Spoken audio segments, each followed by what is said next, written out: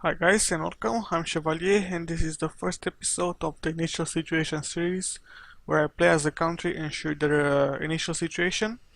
By initial situation I mean where they're at, the immediate rivals, enemies, etc.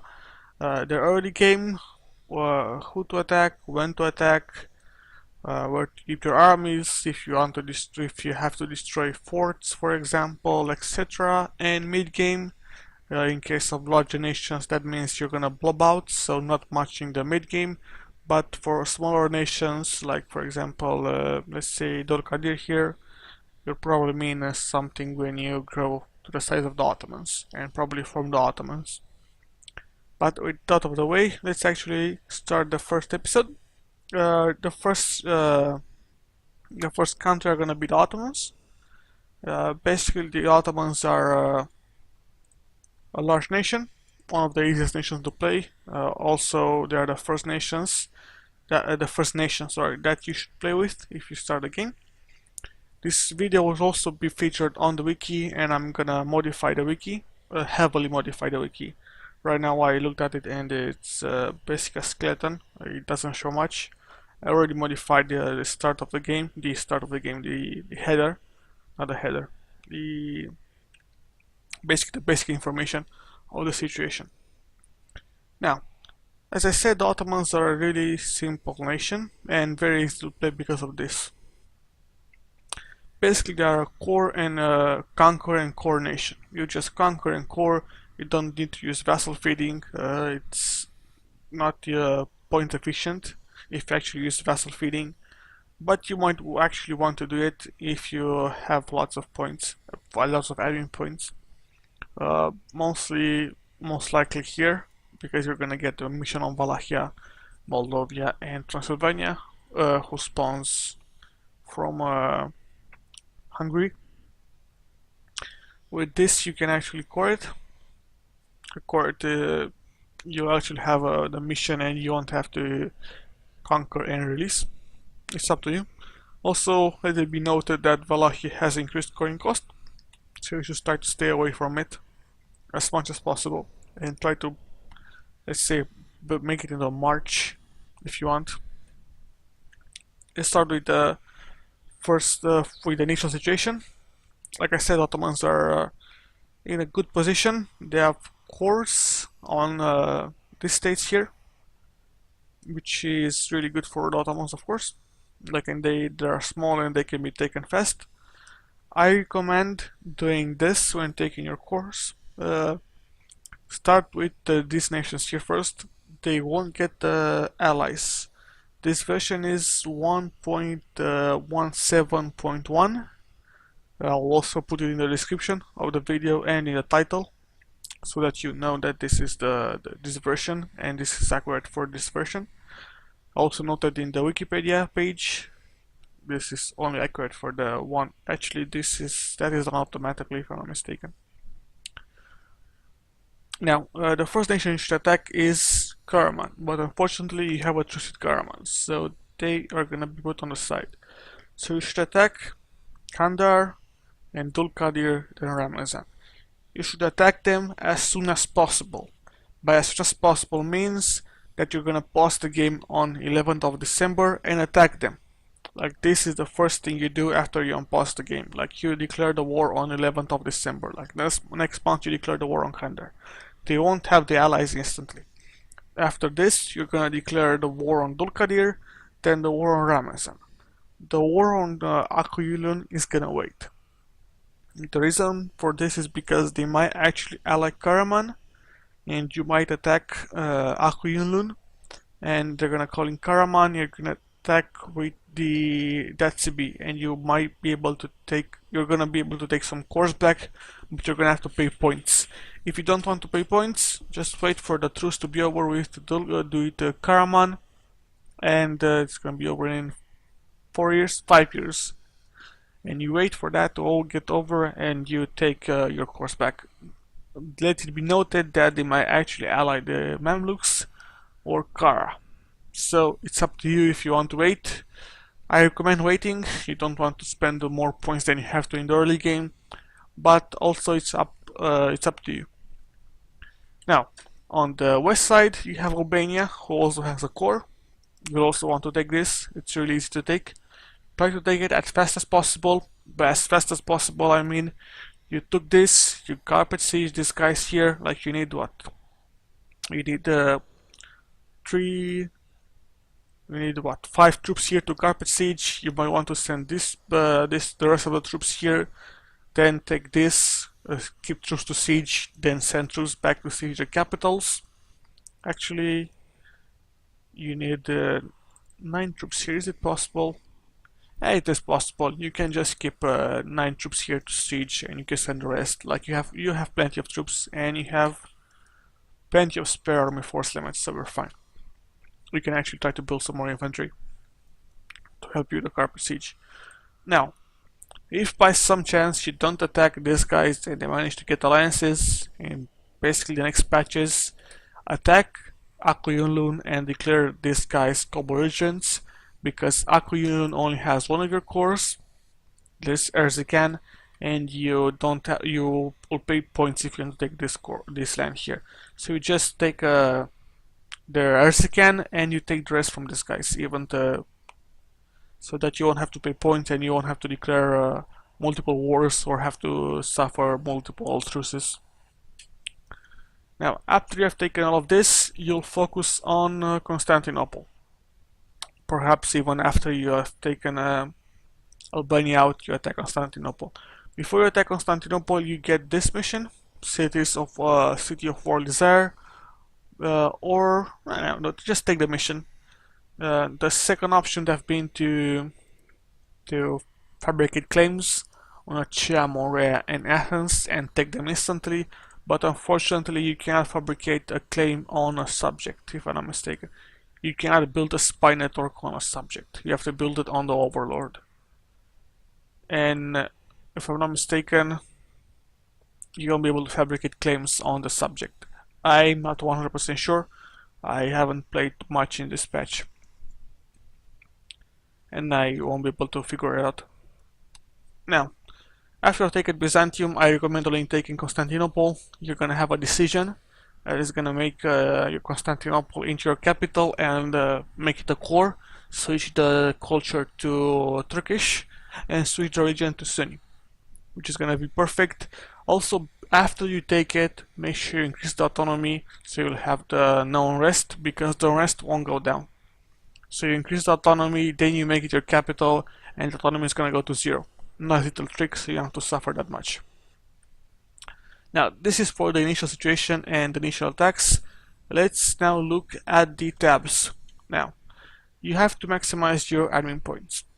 The reason is because you'll have to core a lot.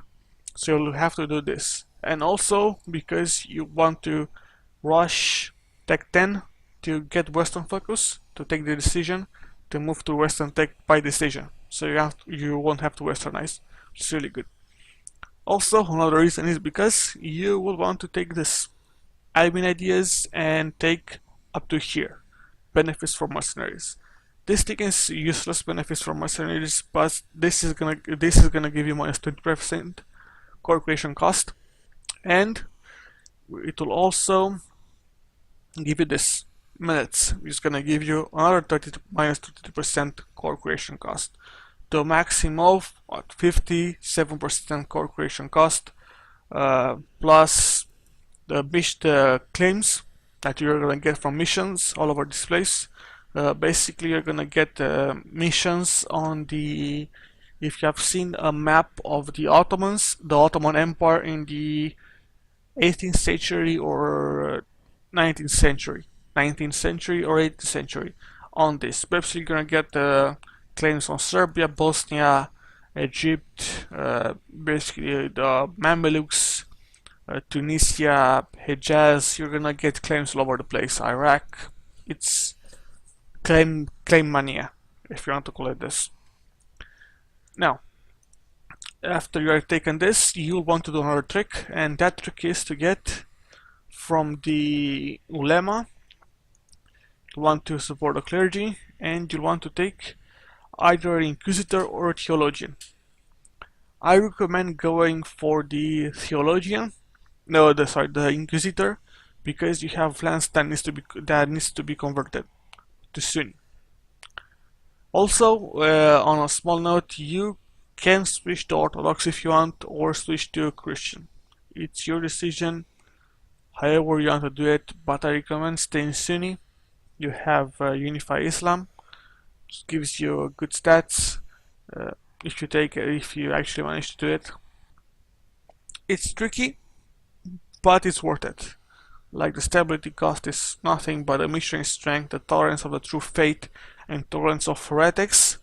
It's really good. It's gonna help you expand and conquer faster. Now, let's do this. And you go to the lemma, you get the recruit inquisitor or theologian. It's gonna give you this, which is really bad, but you're gonna have to deal with it. And you're gonna get the level 3 missionary. It's gonna move you to 13 points. And for the 14th point, you'll want to get from rivals. Now we will want to rival first the Byzantium, which you're gonna take their capital and humiliate them, which is gonna give you tons of points. The next one should be Venice. You want to control the whole of the Constantinople trade node. As you can see, you do not control the whole of the Constantinople trade node. You need Naxos, you need Constantinople, you need some more of this land here, but mainly it's already fully controlled almost, and you want to move into Ragusa, and you also want to move into Venice, into the Venice trade node, which is an end node. But you take Venice. Now with Venice taken, you'd want to take Mamelukes or wait to take a pick. Basically, the reason I'm telling you to wait is because you might be able to attack Genoa if their ally Teodoro. Basically, if I get a claim on Teodoro, you attack Teodoro, they're gonna call in Genoa. It's possible, it might not be possible depending on the attitude that Genoa has against Teodoro. You might be able to score some more points this way and go over 50 to get the extra points. If they don't ally Genoa, you will actually take the Mamelukes here, and that will allow you to ally Kara. You'll go to friendly. It's minus 40%, minus 20%, but if you look at the alliance, if you increase the relations with Kara, you might be able to attack them, which in turn is they're gonna help you fight these guys, the Mamelukes, which is really good. Although at the start they might not get some allies, but it's still good to have what's it called, an extra armies. Also, they're gonna safeguard you against the Timurids, and they will make sure that Timurids do not expand into Kara, which is again a good thing because the Timurids are gonna be your main enemy when expanding more to the east. Now, for these advisors, you cannot have a military advisor from this. I already checked, you cannot have him, it's really annoying. And so you'll go with the +1,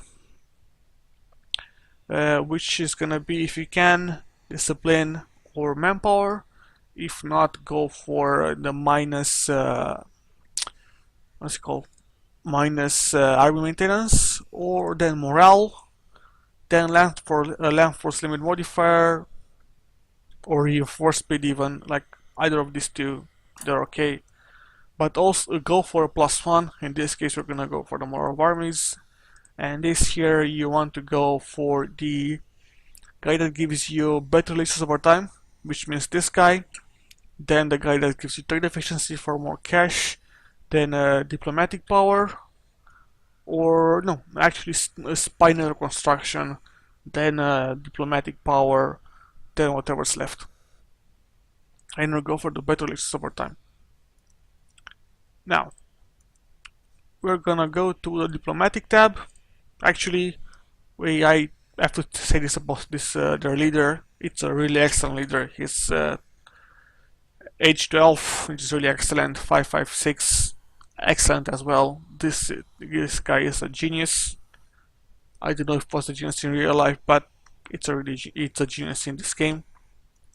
and it's gonna make the Ottomans really powerful. This is another reason why the Ottomans are so good. It's because they have so many points that they can keep up with Western nations that are standard, that have crappy points, like for example Castile or England. Although England might get better points after the War of the Roses. We'll talk more about that in the England episode. Now, diplomacy. We already talked about rebels. There's nothing else to talk about. You're gonna ally Kara if you can. You're gonna ally Poland, but yeah, it's possible to ally Poland if you rival Hungary, and they might help you fight Austria and Hungary due to their PoE Lithuania, which is gonna be really good. If you want to move west into Hungary and Austria, you're probably gonna have either an alliance or a PU. Poland is gonna help you, so try not to antagonize Poland that much. Other than that, we'll talk about other attacks later on into the let's say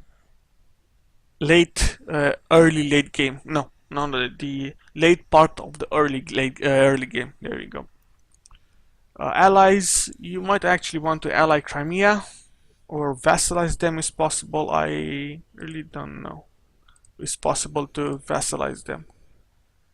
They are not possible to vassalize. You should probably still fabricate a claim on Teodoro, then attack Crimea and advance north, but we'll talk about this a little bit later. Now, economy. Army maintenance down. Mothball your fleets, like this is standard stuff. Mothball your offensive fleets, and you keep your barks on the trade in the Constantinople trade node. Nothing much to say. Try to keep your force mothballed and your ships mothballed. Try to, even at war, to try to keep your forts mothballed. For example, when you're fighting in this side here, you're fighting Kandahar, Tulkadir, Adana, or Karaman, or whoever on this side. Try to keep these forts here mothballed in Macedonia and Edirne. And you might actually want to destroy some forts if there are too many, because as you can see in this area here, this is a level 2 fort, this is a level 2 fort, so we have 4 level 2 forts on this side here, plus the ones for Bosnia and Serbia, which is another 2, plus these 2, plus one more from Karaman and one more for Trebizond. As you can see, there are plenty of forts here. You don't need that many. You need to have them on your borders, so if somebody attacks you, you won't be surprised. And on key points, like for example here, you want to have forts on this area here, or this area here, or here, depending on your situation. I recommend building forts, a couple of forts here, maybe 2, to hold the dynamic expansion. Most likely, let's say 1 here and 1 here. Basically, they're gonna hold the enemy attacks. I think it's already, no, there's not a fort here. There's a fort here though. Yeah, to hold the enemy attacks if they want to move through this area here, and same goes for this area here, to hold the attacks that might come from this area. This is especially useful if you have coalitions in the late game, the mid game with the Ottomans, because they advance so fast. They're extremely useful in right now.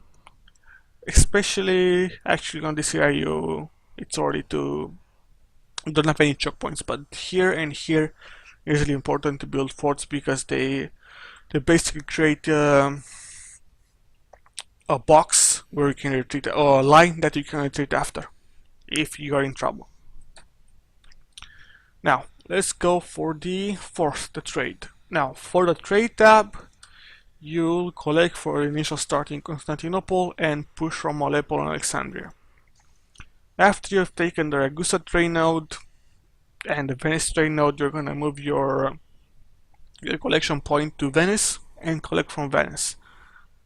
it's basically standard game. Then after that, in probably the mid to late game, when you have squashed France, Castile, etc., you might want to move into the Genoa trade node and collect cash from the colonies.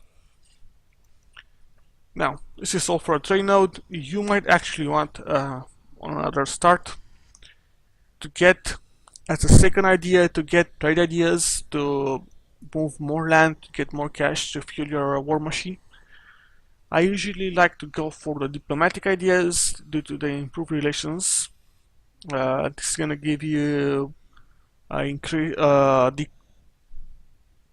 increase in the decrease of your aggressive expansion, if you know what I mean.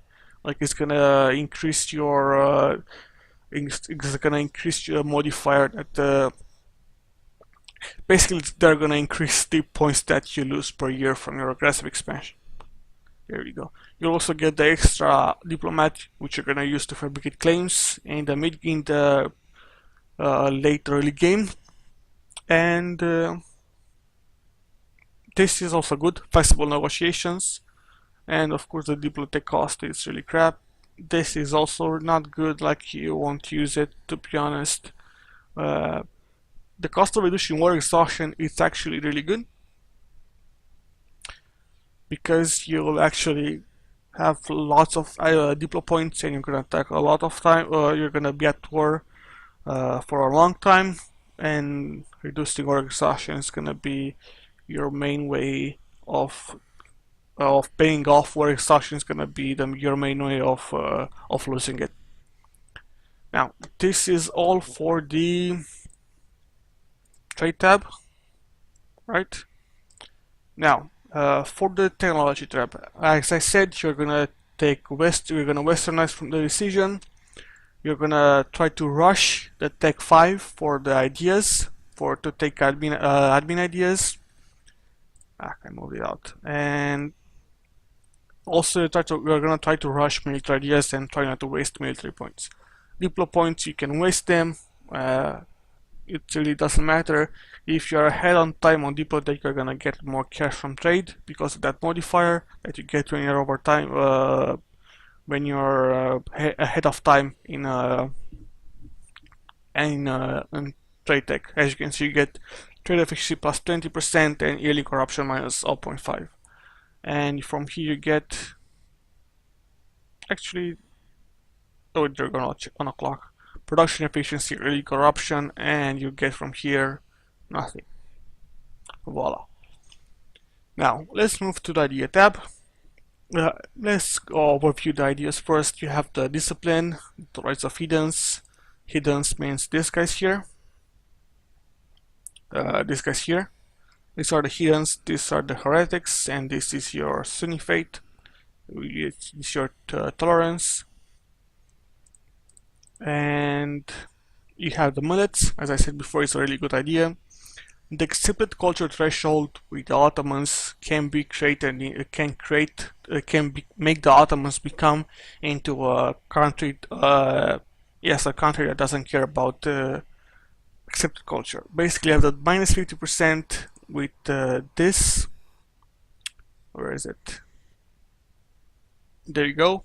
Minus 50% here, minus 50% from there, and another 15%, right? 15 or 10%, let's see, from humanist ideas and diplomatic ideas. Yeah, it's 10% from Diplo, from the policy between Diplo and humanist. That's why I said it's also good to take diplomatic.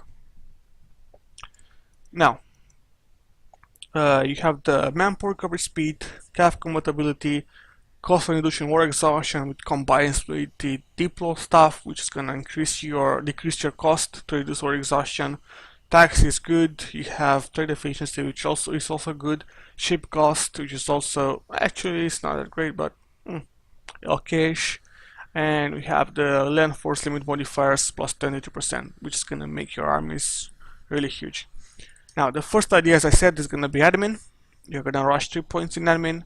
Then you're gonna actually rush the second tech if you want. If not, you can continue coring, conquering and coring. I I recommend continue conquering and coring and keep the advancing intake secondary, because you're gonna have enough adaptability. You're gonna have the maximum amount of minus core creation cost. You're gonna have the 57 from the adaptability and millets, and 10% from the claim. So that gives you a 67%, and 75% is the max, if I'm not mistaken. 75 or 80%, I think. You should actually check the wiki page for the core. Then you'll go for diplomatic or trade ideas. It's your choice. I recommend diplomatic because it can help you expand faster. Trade if you want to get more cash. It's up to you. Then you will want to get humanist. Again, you're gonna have to spend lots of admin points. I recommend taking only 3 here, and taking full diplomatic, then taking full humanist, then maybe take full admin. It's your choice. Admin, you have to only rush through the benefits for mercenaries, then you can forget about the rest. For the fourth idea, it should probably be quality ideas or offensive ideas. Is up to you. If you have a great army and you're already blobbed out, you might want to go for trade ideas because you don't have enough cash and you have to maximize your profit from trade. But again, it's up to you. Now for the late game, that will be your your sixth idea. Yeah, your sixth idea, because you have admin, diplo, humanist, quality. Let's see, quality, trade, offensive. Then you go for whatever you want. To be honest, it doesn't really matter at this point. You're already a blob, like you're gonna kill everybody in your wake. Now let's look at the decisions and missions tab. As I said, you're gonna get missions on a lot of nations. For example, as I said, Mamelukes, Kara, Hejaz, Serbia, Bosnia, Byzantium. I'm not sure. You get the mission of Kafka as well to this thing here. You're gonna get a mission on Crete, on the Knights, on the Cyprus, I think. You're gonna have mission on lots of stuff. As for decisions, you're Sunni, which you can take this, this and this. I recommend taking all of them because it's gonna help you. It's gonna give you modifiers which are gonna help you. It doesn't really matter whether you have piety or not, because I'm gonna explain in the religion tab more. Also, you're gonna have to take this. Also, careful of Western focus and Nifa Islam. As for the rest, take them depending on the situation. I recommend taking this because the minus idea is gonna save you points, and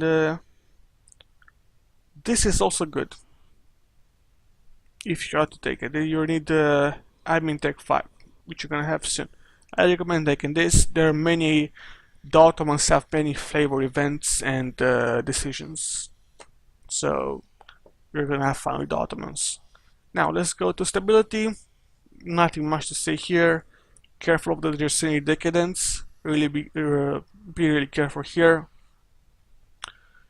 Make sure you don't have any rebels. You can reduce your exhaustion because you have the minus cost. So you're gonna have minus 43% cost if you go for diplomatic, and stability is the same. Also, make sure you manage your states. Like, there's not much to say. Just make sure you manage your states. And this is all for the stability and expansion tab. Now for the early gen. Of course, try to do this, and I have no sound. That's really bad. There we go. Now we have sound for better or worse. It really didn't matter. You only lost the music. Now let's see.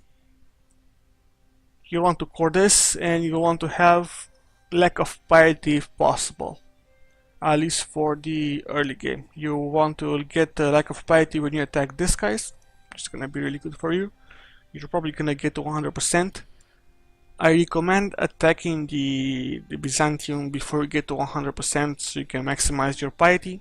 Basically, if you reach 95 and you're about to finish your war, you want to declare another war, first declare on the Ottomans, then declare war on somebody, so you won't lose the piety. It's basically min-max stuff, efficiency. Now, for your military, you have the force limit of 31 and a force limit on 27 on naval. On naval, you should try to build barks, as always, and try to have them protecting trade every time and automatically returning to home. There we go. Let's go back. And you start with this guy. It's a decent leader. You have the siege value, which is really good. Some people don't like siege value, but in dispatch, siege value is really important. It will help you a lot, especially if you have a guy who has 3 points in siege value. It's gonna make the difference between the winning and losing. Like, you'll see, if you actually want to maximize stuff and you have 10 artillery, like a guy who has 3 siege value is gonna bring down a fort instantly, which is gonna help you in actually avoiding fights. More importantly, basically, you will just siege and avoid fights. If you saw my my Manchu campaign, I talked about this and how you can use the siege value of your leader, of your general, to actually take land without fighting in that area, without losing any manpower. If you watch that series and you watch maybe the first episodes, you will see how it works. Now, for your force limit, you should actually maximum. You have 50% ratio capped to infantry ratio, so you should probably build how many? You should build 3 to 20 and another 3, so 3 infantry, 3 cav, and you're running out of cash, unfortunately. But you should try to maximize this. Let's build with one more infantry. You might not want to build that cav. You might want to build only the 4 infantry at the start and see how you work on your finances. But if you want to actually maximize your attack, go for the full amount of army force limit. Other than this, make sure you have your force mothballed when you're not using them. Like, this is standard, and this should be all. For the states, you should try to maximize them. Like, you should read the wiki. We'll probably make a video about maximizing this, a tutorial video perhaps. I'm not actually sure, to be honest. I mostly want to do let's plays. They are easier to do, but because videos like this and tutorials need to have basically not training, but you have to have time beforehand to try again. For example, this is like the 4th time that I'm doing this episode here, because I fucked some things up, etc. I blabbered on about some shit like I'm doing right now. Let's actually focus. Merchant guilds, you can give land that is on the coast. You might want to have them like they're right now. They really don't matter.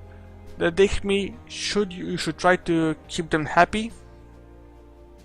No, for here. You should try to keep the Dichmi happy, because honestly you want the tech cost reduction. Like, this is the only thing that you need from these guys. If you don't want it, try to keep them only happy and have their influence high. Or if you're gonna keep them unhappy, just take the lands away. It's again up to you. They're gonna disappear anyway when you convert to those lands. Ulema is the same as the clergy. You know how to use them. Make sure you use this anytime you can, because you need the admin points. Like, for example, I'm going to use it right now because you really need the admin points. Try to also do this to get the tax modifier plus 20%. Try to have it over 60. As for the ulema, try to call a diet, have them at the right amount, and let's say recruit a minister. Yeah, recruit a minister. They're gonna be at 72. You're gonna have enough enough of this. You will also want to take the military support from these guys. So you should try to balance them out. Make sure, be careful of the Dihmi. Dihimi, sorry, not Dihmi. Actually, no, Dihimi, sorry, Dihimi. There you go, I'm gonna call it Dihimi from now on. I'm not gonna butcher it. Sure, be careful of them. They might actually be a problem for you. Try to keep them happy if you can. Give them some more land. If you give them land, let's see, you can give them this. They already have a lot of this land, estates. Yeah, you actually can give them Skopje. Let's see, you can give them to the Dihmi. Are they gonna be happy? No. Try to maximize this. Once you take Constantinople, you can give them Aderna as well. Try to keep them happy by giving them land. Once you actually move it from once you actually move them forward from Orthodox, actually can you?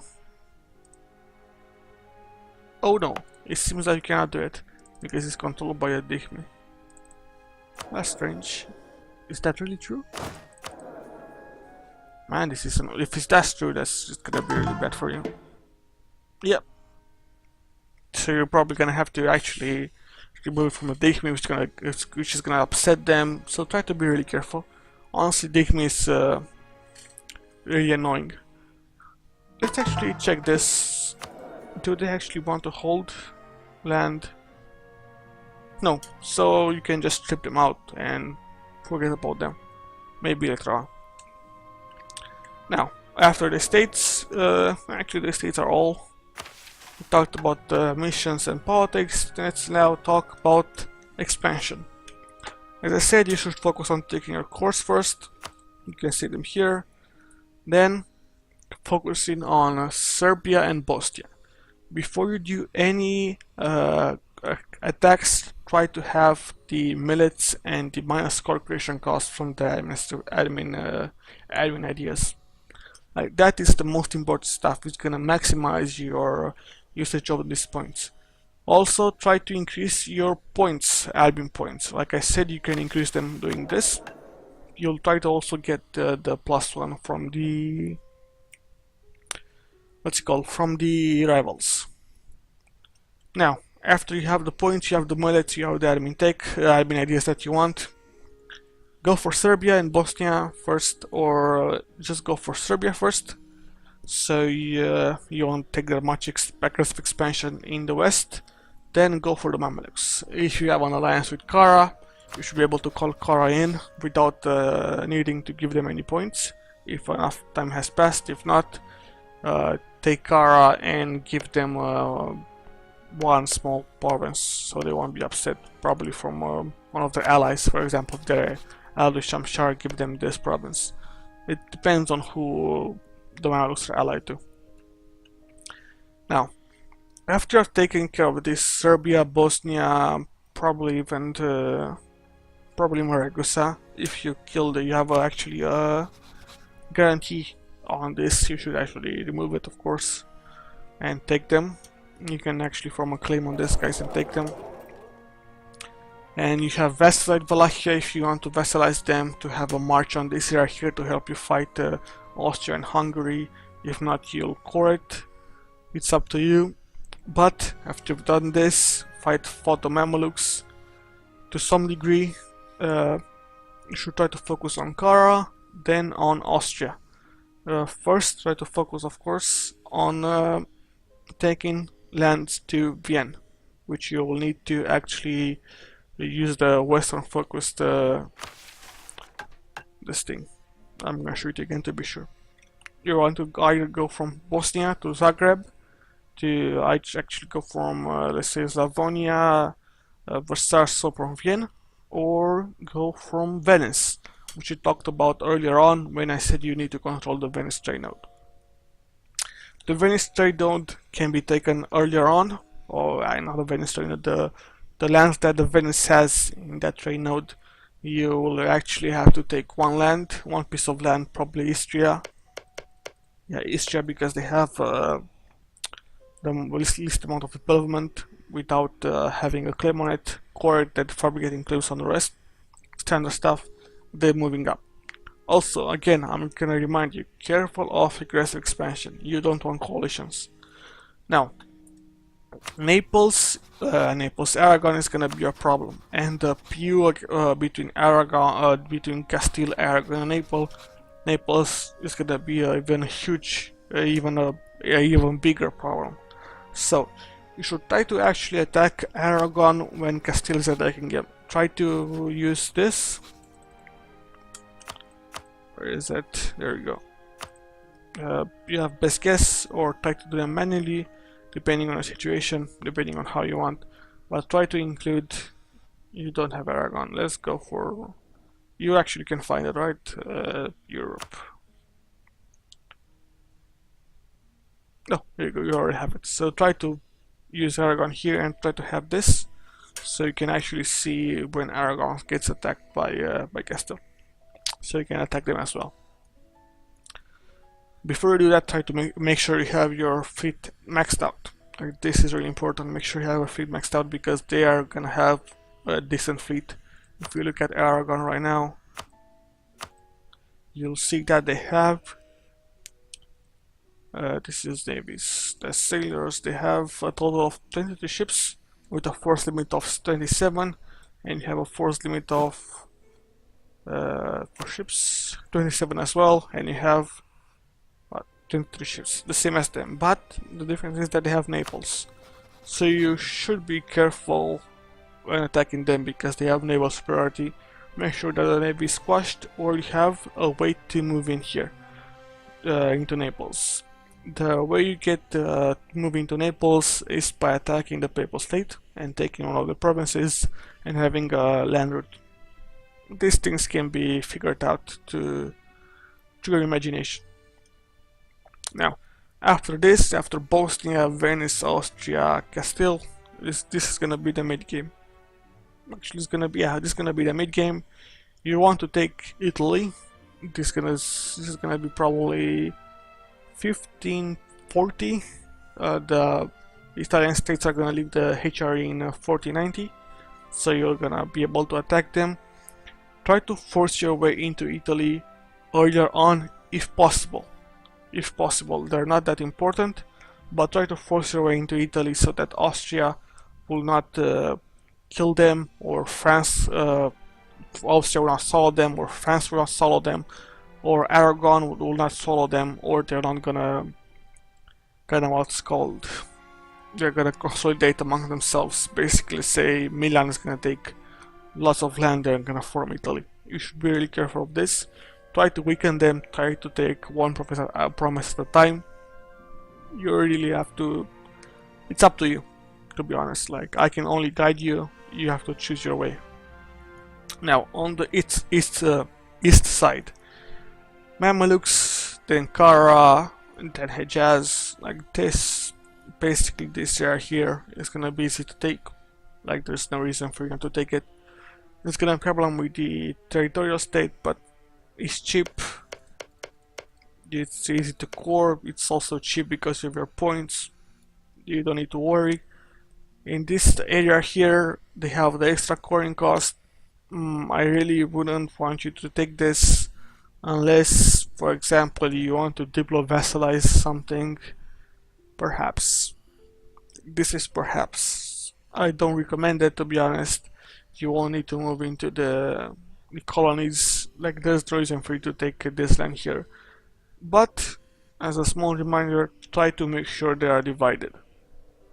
Like, really try to make sure they are divided and they do not gain lots of power. For example, Morocco doesn't take all of what's called this. This is North Africa, right?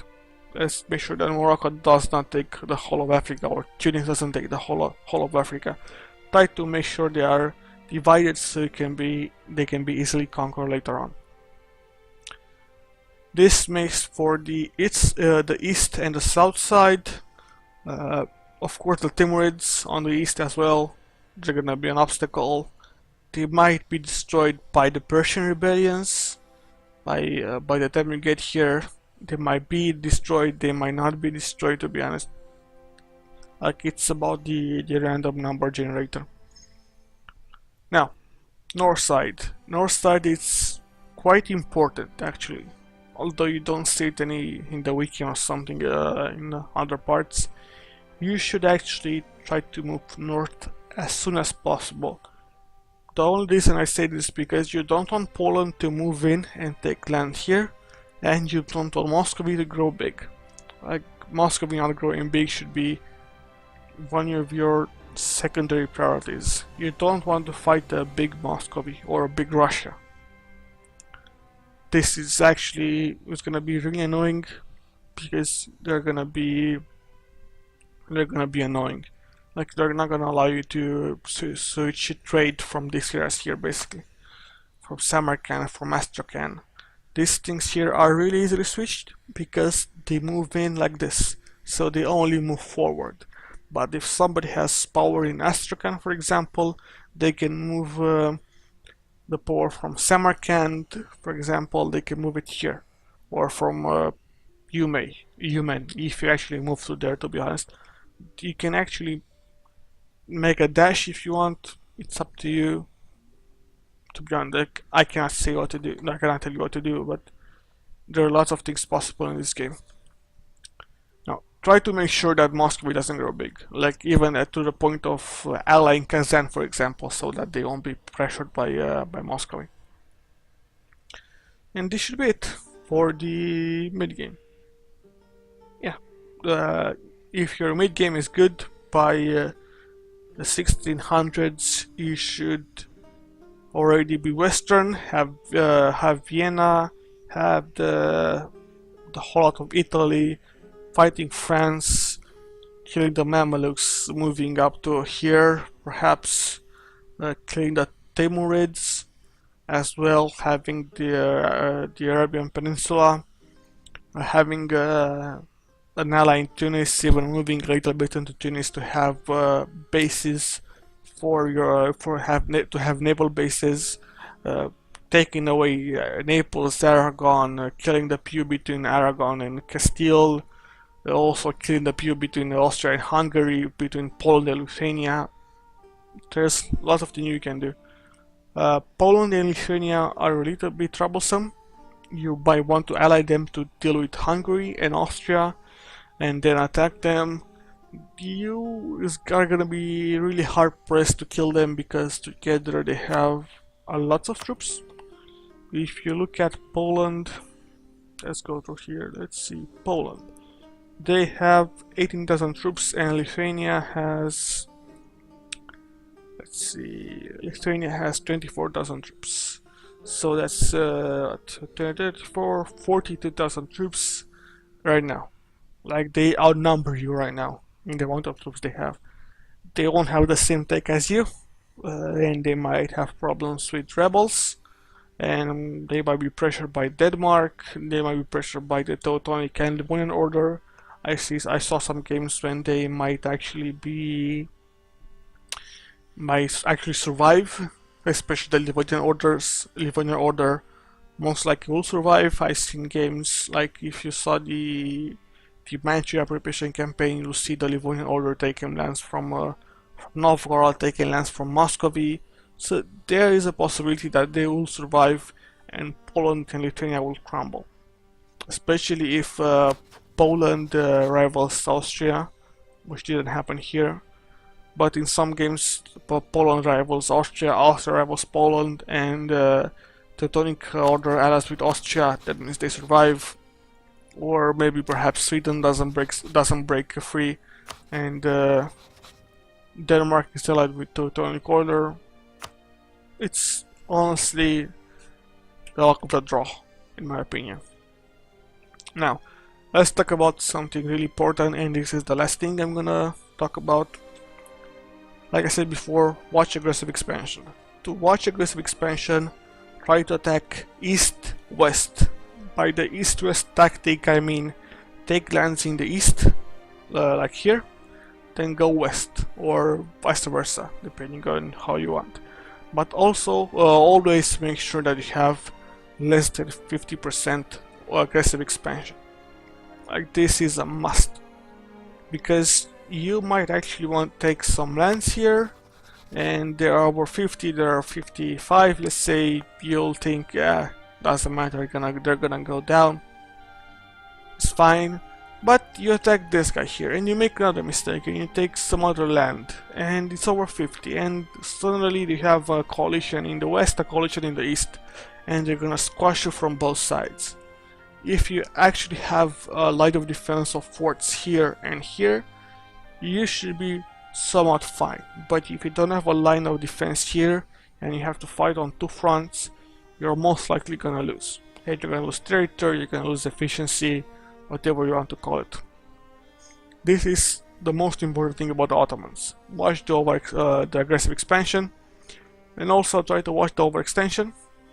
You can see the overextension that you're gonna get in the peace deal right now. In the previous patches it was really annoying, you wouldn't see it, you had to manually calculate it. Now it's fine, you already see the overextension that you're gonna have, so it's easier for you. With this, it should be actually all. There's nothing more that I have to say to you, to be honest. Try to maximize the estates. That's why they're building the game. Try to maximize them. Try to use them as much as possible. Also try to maximize your states, which is really annoying. An annoying feature of this patch, but also a nice flavor addition that is gonna really stop you from blobbing out, and it's gonna make mid to late game really hard. Not hard, but a little bit harder, especially actually not for the Ottomans, but for smaller nations, as always. Now, I'm gonna bid you farewell, and if you like the video, subscribe, comment, and like. Also, I'm gonna add this to the Wikipedia page, and I'm also gonna remodel the Wikipedia page with some of this information.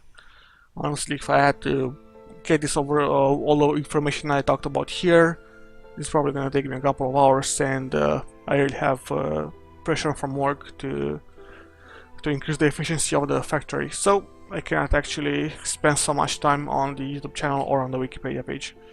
With this, again, I bid you farewell, and I hope you enjoyed this. Bye guys, ciao!